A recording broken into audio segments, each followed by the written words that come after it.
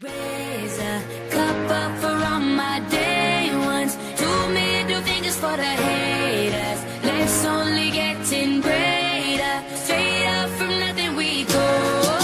Higher than the highest skyscraper. No little league we major. The proof is in the pain. See by the Hi guys, welcome back to my channel, and I'm sorry I didn't start the video very well, so pardon me, okay? Okay, so this side of the video I wasn't saying anything proper, so this is where the video starts from. guys know I have been writing books and poems. I started like in JHS high school, junior high school, senior high school, I don't remember, but I know that I started writing some time ago. It was fun. Okay, so let me start from scratch. Okay, so I was in junior high school and what we know as GSS, yeah. And then I used to be this cool kid in like my hood. I didn't have any friends, zero. I didn't have any friends at all. It's just me, myself, and I had a lot of like gadgets, so I didn't have to have like physical friends to be happy. So all I had to do in a day was eat, sleep, and write. So I just got inspired by the fact that I was doing nothing. So I just wake up one morning, take my I woke up one morning, took my laptop, dressed up, and then I went to the cafe. I was like, let me just see what I can get from the cafe. So I got to the cafe and everybody was on their laptop. I was wondering what's going on. So I decided to get myself busy, and I just had this thing that like was speaking to me, like put something down. Then I started typing. So my first book is actually about my life. Just a few people know that, and just a few people have read the book, because because it was about my life, I did it like in a series, like chapters. So at a stage in my life it comes, so like stages. So until my life ends, that book is not ending, and that is why I didn't tell so many people about it, or I didn't let a lot of people read, because I felt like it won't make any meaning to them. But I got to a point where I felt like I needed to like bring the book to an end. So yeah, it started like that. I started writing here and there. Like when I started, it was coming fresh, like everything was coming like fresh and smooth, and I didn't have to think too much. Everything was just flowing because it was my life, so it was like simple. And the title of that book was The Attempted Race of True Love. I'm sorry, I just love love. Yeah, so it was like that, like a young girl growing up, trying to find love all over the place, chilling, that kind of thing. So I started writing, and it was going well till I went to high school. When I got to high school, I had a lot of friends. So, when I come back from vacation, I didn't see the need to write. Rather, I felt the need to make phone calls. WhatsApp came. It was like my writing wasn't that active anymore. But I fell in love with something else. Not writing my story, but writing poems. Right, so I started writing poems, and how I started writing the poem is where the story gets juicy. Okay, please don't judge me. Don't judge me, Daddy, I'm sorry, you have to know this. Okay, so when I was in high school, I liked this guy. My high school peeps know I liked this Eric. Right, so Eric was so cute and all of that good stuff. We actually met one evening. Do I remember? Okay, I think I met him once on one of the lovers bench. I don't know if we talked then, but what I remember is I met him one prep time. We were just sitting in. I was singing High School Musical. I love that movie. I was just singing the song, and then he joined me, so we sang together, something of that sort.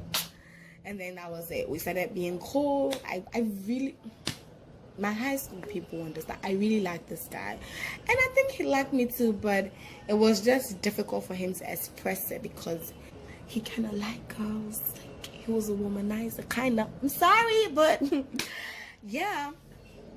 So he didn't know how to express what he felt for me, but we were like together, like something like that.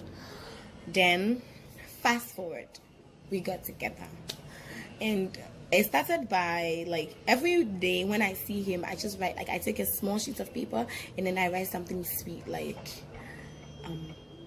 don't forget I love you, right? So I write it like that, and then I put it in his shirt pockets, like something cute. Like, when you are having a hard day, take that paper and then I love you. So that's how it started.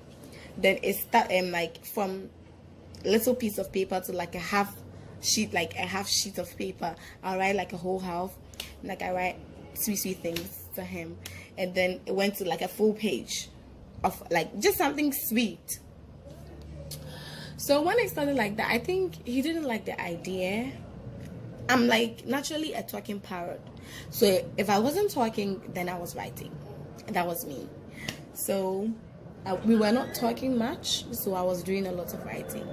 Then I realized that I love to write, so I actually take book. I had a whole book for my poems. I just like write stuff, how I was feeling and stuff like that. And it became even worse when I found out that he was with this other girl who was like a year behind me, and that girl was also very black and very pretty, and he left me. He dumped me. So I got so like heartbroken or whatever it was, and then I was writing more. I wrote a lot. I had in total 21 poems before I finished high school. Yeah, 21 poems, and some were like encouragement to women, some was love, some was hate, some was pain, some was sorrow, some was happiness, like varieties, and it was just fun. But when I finished high school, I got into the university. The writing thing was like coming down because I was occupied, and you know, it was more because I was hurt. Right, I was hurt because he broke my heart. And so like I had so many things in mind.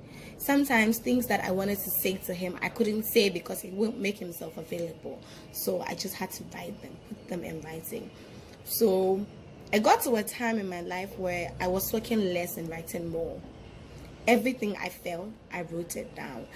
And I was getting away from people with time because I felt like I couldn't express myself when I'm talking, if it makes sense. Like, I can express myself more when I'm writing than when I'm talking. I hope that makes sense. So that's how it went. I was just writing, and something would just come up and make me want to write more, and it was just like, and then I realized that it was bad because most of the things I wrote about was like pain, something that hurt me, and nah. So actually the first book I wrote, which was my life story, was published in my university. I think they gave us an assignment that we were all supposed to write a book, and I used that. Sorry for the noise. I used that. I used the story about my life. I cut it, like I concluded it somehow, and then I added some poems. So I published that book, and it's a book. I would have showed it to you guys, but it's nowhere around right now, and that book is just pain. That book, that part of my life was a little painful, and a lot of people didn't know that. I mean, don't know that, not even my parents, because I spoke to them about it. But your girl is okay right now. I'm good. Nigga, you made a mistake. Anyway, I'm good. I'm happy. Yeah, so that's the whole story. That's how I started writing. That was what inspired me to start writing. And yeah, I hope that this inspires someone to, like, let me say something small, like very small. I'm here to tell you that anything that inspires you, just go for it. Anything that makes you happy, just go for it. You know, in the beginning, it doesn't feel right. It feels like, oh, this is a mistake. Oh, it won't work out. But if you don't try, you never know. And that's how come a lot of people make mistakes. But mistakes are okay. It's just a period of time, like a phase that you have to go through to get there. So if you don't allow yourself, if you don't set yourself free, you won't be happy. You know, it's just the very little things that makes us happy that people refuse to pay attention to. And I think that my writing skill, I remember some time ago, my dad used to ask me, are you not writing again? Have you stopped writing? Because he used to read some of my poems. And he felt something was wrong when I stopped writing. But it wasn't really anything. I just wasn't inspired anymore. To me, that heartbreak was bad. But it brought something good. And do something, because that pain that you are feeling can be the beginning of a sweet story. Trust me. I'm like a living testimony of like things that are painful that turn into good things. My dear friend, don't be too emotional about it. Yeah, for that period of time you're sad, you're crying, you're like shattered, but with time you will get over it. It's just time. Give yourself that time. Give yourself the time to heal and allow yourself. That's what I keep telling people. Allow yourself to make the mistakes, because they are the only things that can make you learn. If you don't make any mistake, I'm sorry, you're not going anywhere. And you are not learning anything, and nothing new and nice and beautiful is going to come out of your life. The people that have made it up there have a lot of stories. And where do you think these stories come from? That very mistake that they made. So I'm here to encourage you today and to tell you that it's okay to cry. It's okay to feel pain. And that pain will bring something good to you someday. So thank you very much for watching my video. Don't forget to like, subscribe, and leave a comment down below. Share this with your friends and families and boo-boos and babies, and tell them that tell them that I said that I love them. Yeah, they may not know who I am, but I love them anyway.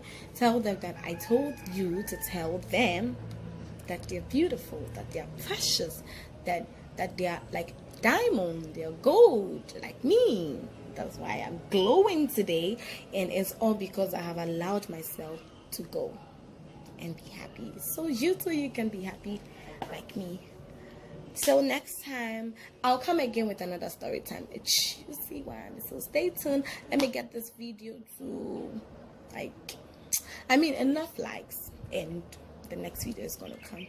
Bye bye. Boo.